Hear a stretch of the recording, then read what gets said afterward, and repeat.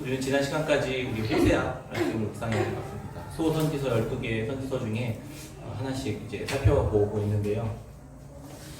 지난주에 죄로 인한 결과, 그 모든 것들을 다 더한 것이 음란이다, 이렇게 이야기하면서 호세아 선지자의 이야기를 들었습니다. 하나님의 거룩한 신부로 우리가 은혜를 입었고, 그렇게 살아가는 이스라엘 백성들이 우상숭배에 빠져서 이제 마음이 둘로 쪼개졌잖아요. 두 마음을 품었고 결국 그들의 삶이 피폐해지는 삶을 향해 걸어가고 있었다.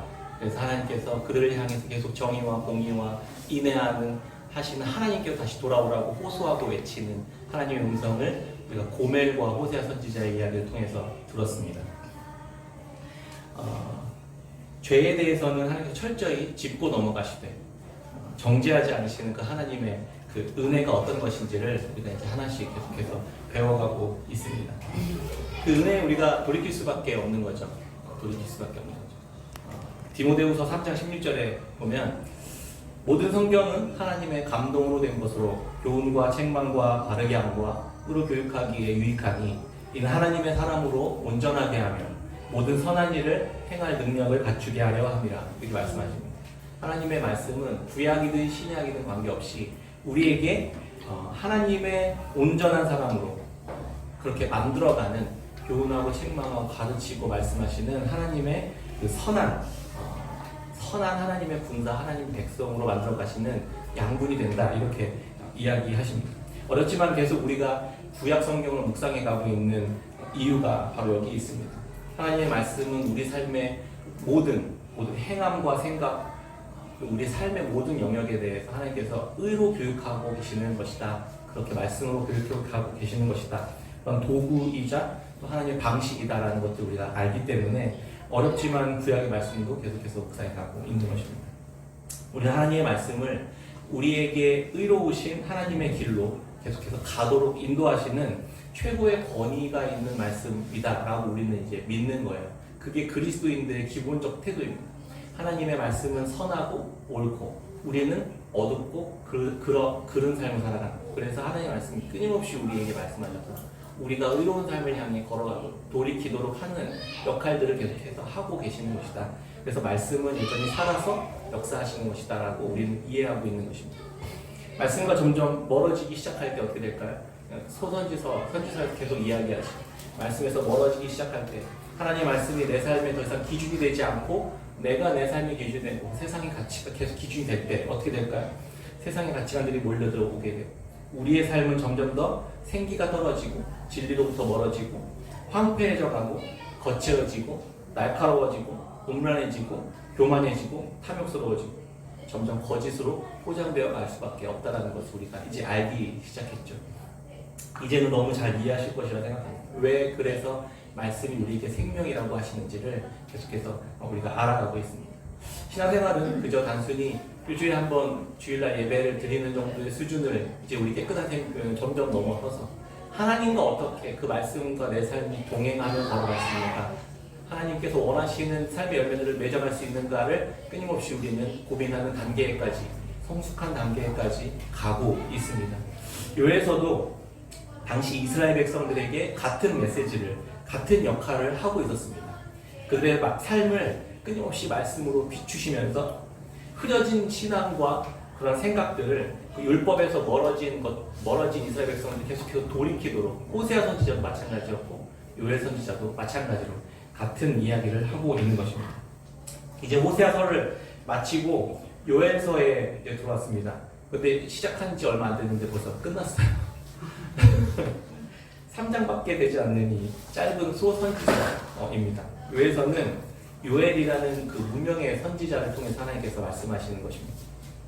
선지서의 패턴은 앞서 말씀드렸던 이 호세아 선지자의 그 메시지와 비슷합니다. 죄 가운데서 돌이키고 은혜로우시며 자비로우시며 노하기를 더디하시고 인자하심이 영원하신 하나님께로 다시 돌아오면 너희를 향한 재앙과 심판이 그치고 그 심판 중에서도 구원하시는 하나님을 경험하게 될 것이다. 그리고 내가 반드시 너희들을 그렇게 구원할 것이다 라는 메시지가 동일합니다. 그런데 이제 모양과 비유나 설명이 달라지는 거죠. 요엘은 그래서 이 요엘서 자체에는 요엘이 언제 기록되어졌고 요엘이 누구고 이런 기록이 이런 내용의 정보가 전혀 없어요. 그래서 신비로운 모습으로 계속해서 자기의 정보와 시대적인 정보들을 계속해서 알려주지 않고 있습니다. 그래서 대부분 뭐 많은 이게 언제 기록되었다 이런 이야기들이 많이 있지만 보통 이렇게 저는 그렇게 해석합니다. 마지막 때에 마지막 날에 하나님께서 미래와 또 가까이 있는 미래와 먼 미래에 있는 그 마지막 심판 때의 이야기들을 하나님께서 비유로 초월적인 시대에 대해서 계속해서 말해주고 있는 것이다 라고 저는 그렇게 해석이 됩니다. 요엘이라는 이름은 여호와는 하나님이시다 라는 뜻이에요. 그래서 이스라엘 백성들에게 여호와께서 어떻게 우리의 하나님이 되시는지를 내가 설명해 줄게, 이런 의미로 요엘서가 지금 기록되어 있다는 것들을 아시면 될 것 같습니다. 요엘서에 우리가 유명한 말씀, 잘 아시는 말씀 있죠. 그 찬양 때문에 유명해진 그 하나님의 백성들로 내가 내 영을 너희에게 부어서 하나님의 백성을 내가 삼고 내가 다시는 너희들 나를 떠나지 않도록 내가 만들 것이다, 이런 약속의 말씀이 있습니다. 요엘서 3장 28절, 오늘 함께 읽었던 말씀인데 28절 같이 한번 읽어볼까요? 28절 29절 같이 한번 읽겠습니다. 시작. 내가 내 영을 만민에게 부어주리니 너희 자녀들이 장래를 말할 것이며 너희 늙은이는 꿈을 꾸며 너희 젊은이는 이상을 볼 것이며 그때에 내가 또 내 영을 남종하여 줄 것이며. 아멘. 자신이 없으세요? 이렇게 괜찮습니다. 자신 있게 읽으세요. 그래서 이 말씀, 요엘서 말씀, 이 말씀, 유명한 말씀 때문에 요엘서의 주제가 구약에서 유일하게 많이 나오지 않는, 거의 별로 언급되지 않는 이 성령에 대한 이야기다, 이렇게 많이들 이야기하실 수도 있고 그렇게 이해하실 수 있지만, 사실 요엘서의 주제는 성령이 아닙니다. 성령이 아니라 이제 묵상을 계속 해오셨던 우리 분들 잘 아시겠지만 여호와의 날, 하나님의 심판의 날, 마지막의 날에 대한 이야기, 마지막 날에 어떻게 하나님께서 구원하시는지에 대한 그 종말의 날에 대한 이야기입니다. 이 말씀은 사도행전 2장에 보면 오순절 성령 강림 사건 있잖아요. 이 사건을 통해서 베드로가 갑자기 이 성도들에게 설명하면서, 설교하면서 이 요엘서 2장 28절 말씀을 인용해 오면서 이렇게 이야기합니다. 이 말씀, 요엘서의 그 예언의 말씀이 오늘날 우리에게 성취되었다, 이렇게 가르치는 장면이 나옵니다. 그렇게 초대교회 성도들에게 예수님께서 하나님께서 약속하신 이 성령을 부어주시겠다라고 하신 그 이유가 뭘까요? 마지막 날에, 그 종말에 하나님의 백성들이 그 하나님과 함께하는 그 말씀과 믿음 위에 든든하게 서서 예수 그리스도를 더욱 드러내는 선한 싸움을 온전히 이루어내기 위함이다라는 것입니다. 하나님의 말씀을 우리에게 주신 이유도, 말씀이신 예수 그리스도를 우리에게 보내주신 이유도, 그리고 그 말씀이신 예수 그리스도와 함께 하나님이신 하나님의 영을 우리 가운데 아예 부어주신 이유도 모두가 다 동일합니다. 믿음으로 온전히 서서 마지막 때를 살아내기 위함이라는 것입니다. 곧 있을 로마와 유대인들에게 들닥칠 그 극심한 핍박과 환난 앞에서도 절대 흔들리지 않는 이 믿음 위에 온전히 서게 하기 위함이다라는 것입니다. 성령을 주셔서 우리를 복되게 하고 막 엄청 능력을 주시고 뭐 이러기 위함이 아니라, 그것은 엄청난 핍박과 환난 가운데에서도 믿음으로 온전히 서게 하기 위함이다라는 것을 우리가 알 수 있는 것입니다. 그래서 요엘서 주제는 성령이 아니라 마지막 때에 믿음으로 온전히 서게 하시는 하나님의 그 여호와의 날에 대한 이야기다라는 사실들을 우리가 알 수 있는 것입니다. 이게 중심 주제입니다. 근데 요엘서 1장부터 그러면은 이 이야기를 어떻게 풀어가기 시작하느냐라고 이야기할 때, 우리가 이제 잘 아는 끔찍한 진노와 심판, 멸망에 대한 이야기들을 하면서 시작합니다. 이제 비유로 마지막 날에, 종말에 있을 여호와의 날은 무시무시한 끔찍한 심판의 날이 될 것이다 라는 비유를 이야기합니다. 그러면서 들고 온 게 메뚜기 재앙입니다. 메뚜기 재앙. 잘 아시듯이 그 메뚜기 1장 4절에 말씀하실 때 메뚜기 재앙에 대한 이야기를 합니다. 그런데 이 이야기를 누가 들어야만 하는가라는 이야기를 이제 하면서 요엘서 1장에 누가 들어야 됩니까? 대상이 누구이며 이 말씀을 전하는 목적이 무엇인가를 설명해 줍니다. 그게 요엘서 1장 3절인데요. 너희는 이 일을 너희 자녀에게 말하고 너희 자녀는 자기 자녀에게 말하고 그 자녀는 후세에 말할 것이라 이렇게 이야기합니다. 우리가 이제 기성세대들이 요엘서의 메시지를 듣는 대상인 거예요. 그러니까 자녀들에게 전해야 할 책임이 있는 자들에게 지금 이 메시지를 전하고 있는 겁니다. 그러니까 너는 자녀들에게 전하고 그 자녀는 또 자녀에게 전하고 뭔지 모르지만 이 이야기 하나님의 말씀을 전하고 전해야 하는 목적이 있는 것입니다.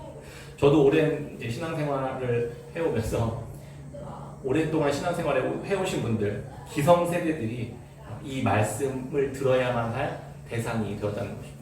청년 때부터 이제 활동하셨던 분들도 계시지만 이제 어느새 중년의 나이를 향해서 같이 가면서 저도 어느샌가 이제 기성세대가 책임을 가져야만 하는 세대가 되었다는 것들을 좀 생각해 보게 되었습니다. 여러분들도 이제 신앙생활을 오래 해 오신 분들이 계시다면 그런 책임과 그런 어떤 하나님 앞에서의 그런 마음들을 다잡아야 되지 않을까 이런 생각을 하게 됩니다. 요엘서를 통해서 경고하시는 하나님의 말씀이 대상이 되는 겁니다. 이 말씀을 전하는 그리고 목적을 전해줍니다. 1장 3절에 목적이 이제 그거죠. 계속해서 다음 세대에게 뭔가 이 이야기를 전해야 되는 거예요. 그리고 나서 이제 심판에 대한 이야기를 합니다. 그리고 나서 메뚜기 재앙에 대한 이야기를 꺼내요. 요엘서 1장 4절에 보면 이렇게 이야기합니다. 팥중이가 남긴 것을 메뚜기가 먹고 메뚜기가 남긴 것을 느치가 먹고 느치가 남긴 것을 황충이 먹었도다. 느닷없이 메뚜기 재앙에 대한 이야기를 꺼냅니다. 요엘이. 왜 메뚜기 재앙을 꺼낼까요? 팥중이, 메뚜기, 느치, 황충으로 이어지는 이 메뚜기과의 그 과와 목에 속한 이 벌레들이 들이닥치는 이야기를 합니다. 팥중이는 메뚜기 목과에 속하는 곤충인데요. 우리가 흔히 산기슭이나 이런 그 하천가에서 볼 수 있는 이 곤충이거든요. 이 곤충은 콩과의 식물을 먹는 곤충이라고 해요. 그러니까 콩 관련된 그 열매들을 먹는 곤충이에요. 느치는 유충 상태에 있는 그 벌레 같은 해충으로 분류되는 그 메뚜기라고 합니다. 저도 잘 몰랐는데 찾아보니 그렇더라고요. 그러니까 쌀 보리 같은 곡물들을 갉아먹는 곤충이. 황충은 이렇게 메뚜기가 떼지어 다니는 모습을 이제 황충이라고 하는 거죠. 재작년에 북아프리카에서 시작해가지고 이제 중동을 지나서 인도와 중국까지 메뚜기 떼가 지나갔다는 코로나 때문에 사람들이 너무 많이 힘들고 죽어가고 있는 상황 속에서 메뚜기 떼가 지나갔다는 기사를 좀 보게 되었던 것 같아요. 근데 보면은 메뚜기 떼 하면은 메뚜기 옛날에 다 잡아서 튀겨 먹었는데 그거 다 튀겨 먹으면 오히려 식량이 되지 이런 생각을 했는데 영상을 보니까 무시무시하더라고요. 혹시 보신 분들 계신지 모르겠습니다. 그때 당시에 이제 벌어졌던 메뚜기 떼가 서울 면적이 한 10배 정도 크기를 메뚜기 떼가 덮치면서 지나가는데요. 하늘이 까맣게 변하면서 집 안에 곳곳에 다 숨어 들어가서 모조리 먹어치우는 거예요. 실제로 메뚜기 떼가 있었을 때 그 영상을 한번 찾아보실 수 있는 걸 한번 찾아보십시오. 농작물, 곡간 할 거 없이 집 안에까지 들이닥쳐가지고 모든 것을 다 먹어치워서 아사자가 발생하게 됐다고 합니다. 안 그래도 코로나 때문에 힘들었는데 메뚜기 떼까지 들이닥쳐서 그때 당시 북아프리카 지역과 중동의 중국이 있는 인도 지역까지 모두가 다 휩쓸어 들어가서 전 세계적인 식량난을 우려하기도 하고 그랬었습니다. 그 모습을 보면 사실 어떻게 될까요? 집안에 침대 위에 다 올라가서 새카맣게 메뚜기가 있는 그 모습. 공포 그 자체입니다. 온 땅에 그 메뚜기 떼가 지나가고 나면 황폐해져 버린다는 거예요. 먹을 것이 끊어지고 생명에 심각한 영향을 미치게 됩니다. 그리고 여기에 더해서 술에 취해서 해롱되고 있는 자들에게도 이렇게 경고합니다. 요엘서 1장 5절에 취하는 자들아 너희는 깨어 울지어다. 포도주를 마시는 자들아 너희는 울지어다. 이는 단 포도주가 너희 입에서 끊어졌음이니 다른 민족이 내 땅에 올라왔음이로다. 그들은 강하고 수가 많으며 그 이빨은 사자의 이빨 같고 그 어금니는 암사자의 어금니 같도다. 그들이 내 포도나무를 멸하며 내 무화과나무를 긁어 말갛게 벗겨서 버리니 그 모든 가지가 하얗게 되었도다. 메뚜기 재앙을 이제는 요엘 선지자가 다른 강력한 민족의 침략으로 비유하는 거예요. 메뚜기가 그렇게 휩쓸고 지나간 것처럼 이방 나라들이 이스라엘 백성들에 쳐들어와서 그렇게 강탈해가고 약탈해가는 장면들로 바꾸어서 지금 설명하고 있는 겁니다. 메뚜기 재앙하면 무슨 생각이 떠오르세요? 출애굽기에 이스라엘 백성들이 이제 애굽에서 풀려났을 때 8번째 재앙이 메뚜기 재앙이었거든요. 그럼 이제 9번째는 흑암의 재앙이고 마지막에는 마지막 심판의 날이 있는 겁니다. 종말의 날. 그래서 이제 메뚜기 재앙하면 이스라엘 백성들이 생각할 때 곧 9번째, 10번째 재앙이 있겠구나라는 생각을 했다는 겁니다. 우리 또한 이 생각을 하고 있는 거죠. 그래서 요엘서의 말씀이 심판의 날, 여호와의 날이 중심되는 주제다라고 이야기하고 있는 겁니다. 그런데 이 이야기를 하면서 메뚜기 재앙으로 인해서 발생되는 슬픔의 이유가 먹을 것이 없어져서가 아니라는 거예요. 그러면 뭐가 슬퍼해야만 하는가라고 설명하면서 요엘 선지자는 이렇게 이야기합니다. 더 이상 성전에서 드리는 소제와 전제가 끊어져 버렸기 때문에 너희들이 슬퍼해야 된다 이렇게 이야기합니다. 요엘서 1장 13절에 보면 이제 그런 이야기를 하거든요. 근데 하나님의 성전에 이 이야기를 메뚜기 재앙 그리고 이방 민족이 쳐들어오는 이 모습 속에서 우리는 무슨 생각을 해야 되냐면 이걸 영적인 삶과 연결해서 지금 이야기하고 있는 거예요. 하나님의 성전에 메뚜기 재앙 때문에 더 이상 곡식이 떨어지고 포도주를 드릴 수 없는 그런 상황 속에 놓여진다는 거예요. 그러면 어떻게 될까요? 성전에 갈 수가 없죠. 제사를 지내야 되는데 제사 드릴 재물이 없으니까 성전에 갈 수 없게 되는 상황. 이 상황으로 인해서 너희들이 슬퍼해야 된다, 애통해야 된다라고 이야기하고 있는 겁니다. 제사의 방법에는요, 드려지는 그런 모습, 제사에 바쳐지는 재물, 그다음에 제사를 드리는 방법과 형태에 따라서 엄청나게 다양한 제사의 방식과 이야기들이 있거든요. 뭐 기회가 되면 나중에 이런 설명을 하겠지만 오늘 이야기가 언급된 소제와 전제는 곡식을 들고 가서 하나님 앞에 태워서 드리는 제사를 소제라고 하거든요. 전제는 뭐냐면 포도주를 가지고 가서 제단에 부어서 태워서 드리는 제사예요. 그러니까 소제와 전제를 드릴 수 없게 되는 상황이 되어버린 겁니다. 메뚜기 떼가 4차례나 휩쓸고 지나갔어요. 최소한 곡식을 하나님 앞에 드리려면 1년에서 2년 정도는 하나님이 보호해 주시지 않으면 곡식을 얻을 수가 없습니다. 그렇죠? 그리고 포도주는 어떨까요? 포도주는 더 오랜 시간이 필요합니다. 숙성해야 되고 또 가꾸어야 되고 열매를 따서 그걸 또 담궈야 되는 시간. 그러니까 이것들이 곡물과 포도주가 점점 사라져갔다라는 의미는 점점 하나님의 보호하심의 손이 그들로부터 떨어져 나갔다는 거예요. 이게 연결되면서 성전에 가져갈 재물이 없어지니까 성전에 가져가지 않고 하나님의 율법, 제사를 지내라는 하나님의 말씀을 순종하지 않으니까 점점 더 그들의 삶이 황폐해져가는 악순환으로 이어져 가고 있었다는 것을 이야기하고 있는 겁니다. 하나님 앞에 곡식과 포도주를 들고 가서 이건 축제와 기쁨의 상징이거든요. 이것이 하나님으로부터 온 것입니다 라는 고백들이 제사잖아요. 이게 하나님의 것입니다. 하나님이 우리를 보호해 주셨고 하나님이 우리에게 주셨기 때문에 우리에게 이런 기쁨과 생명이 유지될 수 있습니다를 고백하는 것이 제사고 예물이거든요. 그런데 그것들을 고백하지 않으면서 이걸 다 어디다 썼을까요? 이들은 자기들끼리만 그냥 먹고 자기들끼리만 취하고 자기들끼리만 그냥 다 소비해버리고 말았다는 거예요. 이걸 경고하고 있는 거예요. 드릴 재물이 없으니 하나님께 나아갈 수가 없고 이런 악순환이 계속 반복되었던 이유는 이들이 그렇게 죄를 지었기 때문이라는 것입니다. 하나님께 가지고 하나님의 은혜와 풍요함과 안전과 보호를 고백하는 것이 아니라 이것이 내 수고로 이루어졌다는 사실, 그리고 그것들을 누리는 것이 아니라 우리끼리 먹고 즐기느냐고 모두가 다 소비하는 하나님 앞에 나오지 못했다는 이야기를 하고 있는 겁니다.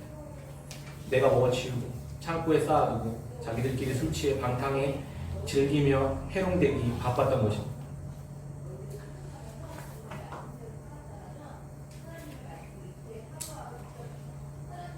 이 소제와 전제를 드리지 못하는 이 상황들을 우리는 그러면 어떻게 해석하고 이해하는 걸까요?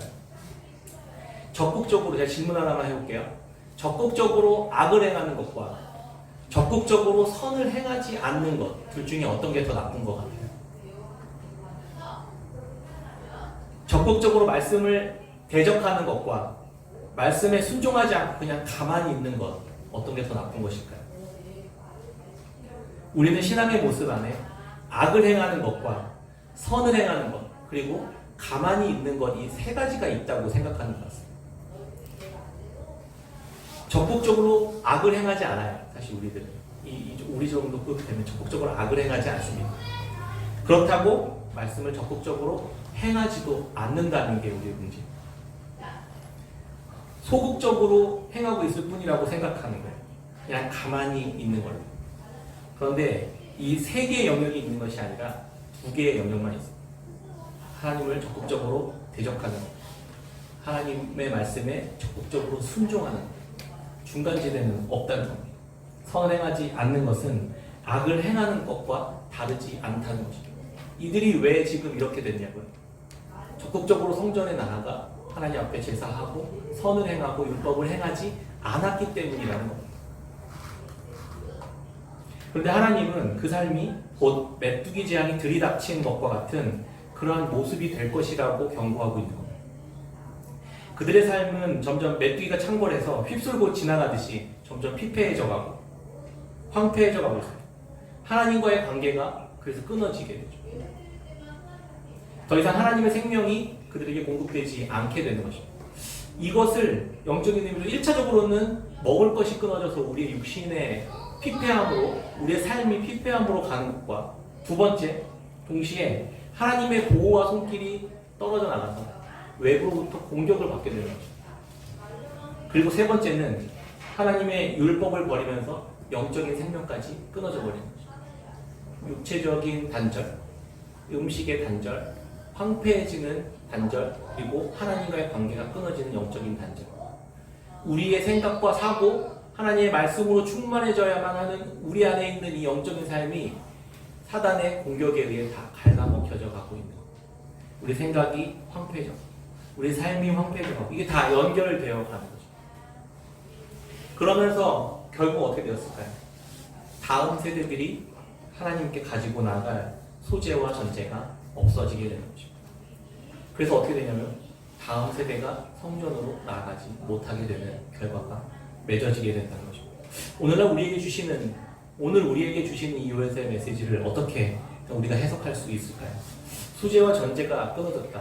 첫째는 오늘날 우리가 하나님 앞에 데리고 나아가야 할 다음 세대가 끊어졌다는 것을 의미합니다.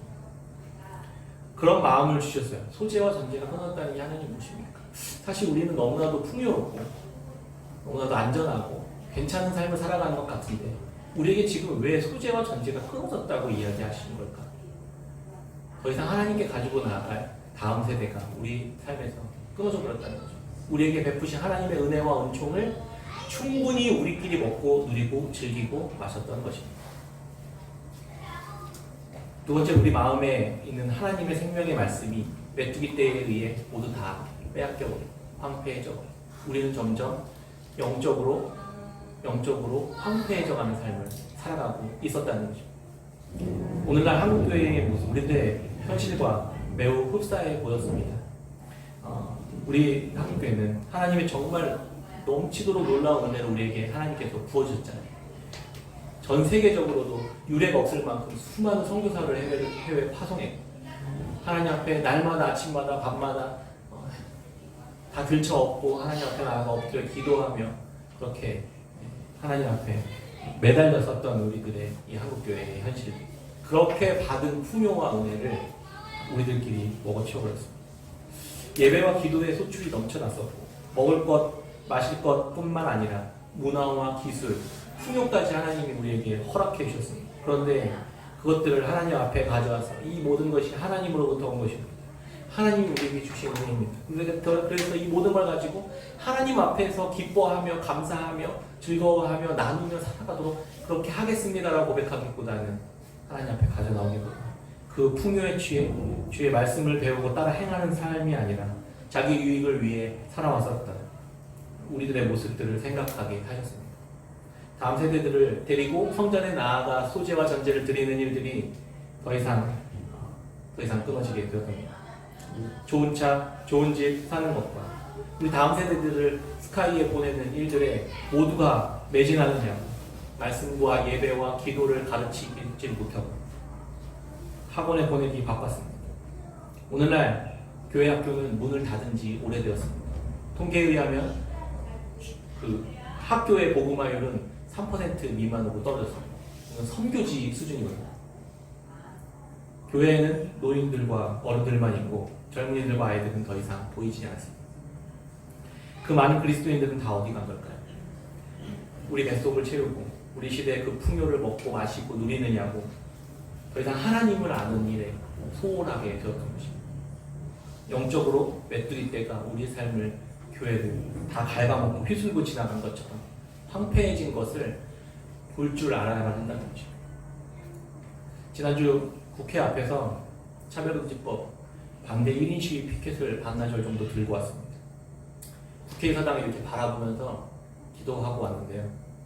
차별금지법 하면 차별하지 말자는 좋은 법인데 왜 이렇게 개독들은 그렇게 반대를 하냐 이런 생각을 하시는 분들이 혹시 있을지도 모르겠습니다. 저는 정치적인 이야기, 진보나 보수의 이야기를 하는 것이 아닙니다. 어쩌다 우리 대한민국에서 사람의 성별이 남자와 여자 외에 제3의 성이 존재한다는 법을 만들려고 하는 걸까요? 왜 남자와 여자 외에 다른 성이 존재한다는 것을 토론하고 논쟁해야 되는 시대까지 왔습니까? 그리고 그걸 법으로 규정해서 남자와 여자가 함께 남자가 남자와 함께 사랑해서 가정을 이루면 똑같이 가정을 이루도록 해야 하고, 그것을 반대하면 혐오자라고 몰고 차별하는 사람이 되고, 그리고 벌금을 물리도록 하는 차별금지법을 왜 만들려고 하는 것입니까? 생물학적인 남자가 내가 스스로 여자라고 생각하면 여탕에 들어가도 괜찮다고 하는 법을 왜 만들어야만 한다는 것입니까? 임금 피크제는 나이에 대한 차별이라고, 그거 불법이라고 대법원이 왜 판결해야만 합니까? 군대 내에서 동성애를 하면 그것이 왜 군형법에 의해 판결받지 않고 무죄가 되는 것입니까? 국회를 바라보며 피켓을 들고 4시간 정도 서 있는데 참 눈물이 많이 나오더라고요. 어쩌다가 하나님이 사랑하시는 이 나라, 이 민족, 이 교회가 이렇게까지 오게 되었을까? 우리나라의 최고의 지성인이라고 하는 사람들이 만드는 법이 왜 이렇게 되었을까? 그 많은 그리스도인들과 교회는 지금 뭐 하고 있는 것일까? 왜 선을 선이라 말하지 못하고 선을 악이라고 이야기하는데도 가만히 있을 수밖에 없는 것일까? 왜 악을 이제 선이라고 주장하는 데까지 나아가는 것일까? 선을 외치는 자를 처벌하겠다는 데까지 점점 가고 있습니다. 이게 영적으로 황폐해져 가는 게 아닐까요? 저는 이런 우리들의 현재 상황이 메뚜기 재앙을 맞은 한국교회의 영적인 현실이고, 우리의 사고가, 우리의 마음의 영적인 상태가 황폐해져 가는 결과라는 생각을 하게 되었습니다. 이게 우리가 지금까지 뿌려온 믿음과 삶의 열매이고 그 결과라는 생각이 들어서 마음이 많이 무거웠습니다. 어쩌면 좋을까요? 하나님은 이렇게 말씀하십니다. 요엘서 2장 11절, 12절, 13절 우리 같이 한번 찾으실 수 있는 분들은 찾아보겠습니다. 요엘서 2장 11절부터 13절까지 한 목소리를 같이 읽겠습니다. 시작. 여호와께서 그의 군대 앞에서 소리를 지르시고 그의 진영은 힘이 크고 그의 명령을 행하는 자는 강하니 여호와의 날이 크고 심히 두렵도다. 당할 자가 누구이랴? 말씀에 너희는 이제라도 금식하고 울며 애통하고 마음을 다하여 내게로 돌아오라 하셨나니 너희는 옷을 찢지 말고 마음을 찢고 너희 하나님 여호와께로 돌아올지어다. 그는 은혜로우시며 자비로우시며 노하기를 더디하시며 인애가 크시사 뜻을 돌이켜 재앙을 내리지 아니하시나니. 아멘. 진실로 돌이키기만 하면, 지금이라도 여호와께로 나오기만 하면, 주님 말씀에 따라 살기만 하면 하나님께서 진노를 내리시지 않으시겠다고 약속하시는 것입니다. 겉으로 그냥 표면적으로, 형식적으로 그렇게 회개하는 것이 아니라 우리의 이 피폐해지고 황폐해진 삶을 보면서 가슴을 찢고 주님 앞에, 주님 우리가 다시 주님 앞으로 나아가기를 원합니다. 내가 다시 주님 앞에 돌아서겠습니다. 나의 삶의 모든 삶의 방식이 주님 앞에 소재와 전제로 드려지는 삶으로 돌아가고 싶습니다라고 주님 앞에 회개하고 돌이키는 것입니다. 하나님 그렇게 하기만 하면 첫 번째 메뚜기의 재앙을 치워버리시겠다 이렇게 2장 20절에 말씀하시죠. 두 번째는 다시 너희들에게 이른 비와 늦은 비를 내려서 소작물이 풍성하게 하고 다시 전제와 소재를 드릴 수 있는 작물들을 내가 다시 너희들에게 허락하시겠다라고 하나님께서는 말씀하시는 것입니다. 그런데 여기서 멈추는 것이 아니라 오늘 이 본문 말씀에 내 영을 너희에게 아예 부어버려서 너희 자녀들이 장래일을 말하게 하고 늙은이들은 다시 꿈을 꾸게 하고 젊은이들은 다시 이상을 보게 하는 성령을 넘치도록 부어주시겠다는 데까지 이르게 되는 것입니다.